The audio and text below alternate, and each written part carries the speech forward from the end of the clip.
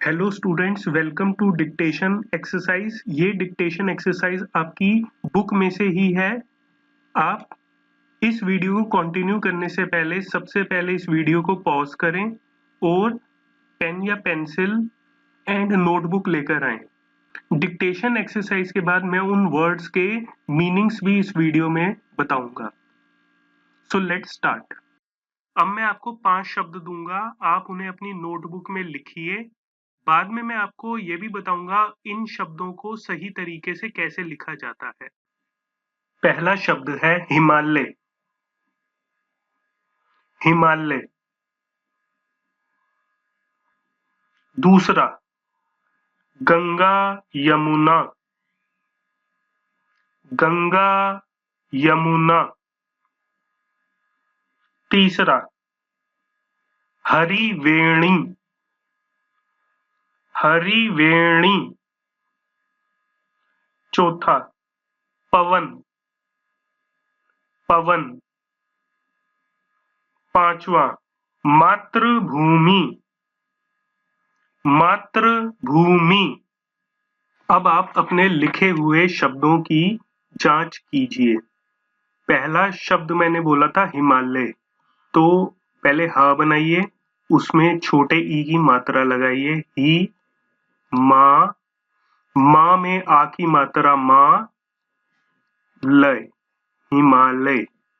कहीं आप ऐसे मत लिख देना ही माँ लय। अब ये जो ह में आपने बड़ी ई की मात्रा लगा दी है, हिमालय हो गया, जबकि करेक्ट क्या है, हिमालय। ये हमारा सही है। दूसरा है गंगा यमुना। तो गंगा कैसे लिखना है, देखो ग लिखा, आधा ना भी लिख सकते हैं, ग आधा ना और फिर ग और आ की मात्रा, ये हो गया गंगा। पर हम इसे और अच्छे तरीके से लिख सकते हैं कि आधे ना को बिंदी बना दें। तो ये देखो ऐसे ग के ऊपर एक बिंदी डालो, यहाँ पे गंगा। ठीक है, तो ये हमारा हो गया गंगा।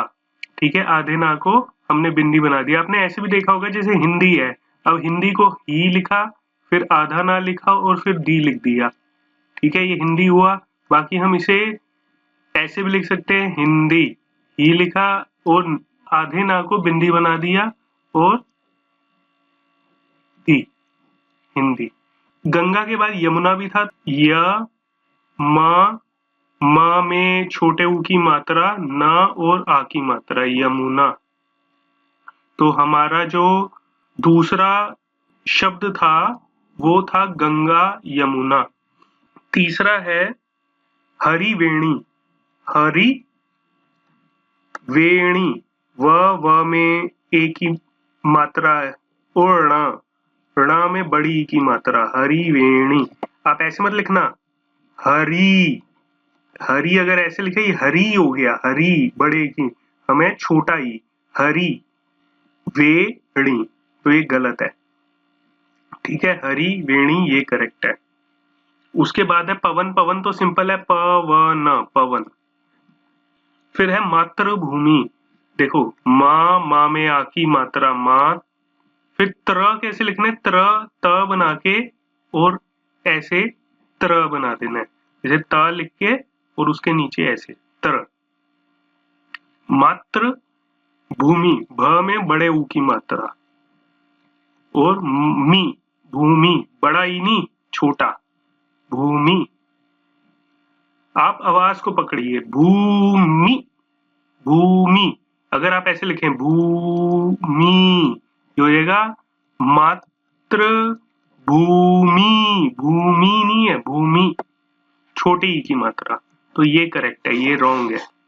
ठीक है, तो ये हमारे शब्द थे, एक हिमालय, एक गंगा यमुना, हरिवेणी, पवन और मातृभूमि। अब हम इनके मतलब समझ लेते हैं। हिमालय बहुत ऊंचा पर्वत है जो बर्फ से ढका रहता है। गंगा यमुना ये भारत की प्रसिद्ध नदियां हैं। हरिवेणी में 3 नदियों का संगम होता है, मिलन होता है 3 नदियों का, जिसमें 3 नदियां हैं, गंगा यमुना और सरस्वती। ये 3 नदियों का संगम होता है या ये 3 नदियां मिलती हैं, उस जगह को हरिवेणी बोलते हैं, जहां पर ये 3 नदियां मिलती हैं। पवन का मतलब होता है हवा और मातृभूमि होता है जहां पर आपका जन्म हुआ है, जन्मभूमि या आपका देश जो भारत है, यहाँ पर आपका जन्म हुआ है, इसको हम मातृभूमि बोलते हैं। सो होप ये वीडियो आपको पसंद आई होगी। आप इनकी रेगुलरली प्रैक्टिस करें और अगर आपको कोई सजेशन देने हैं तो आप उसे कमेंट बॉक्स में लिखिए। And please like, share the video and subscribe this channel.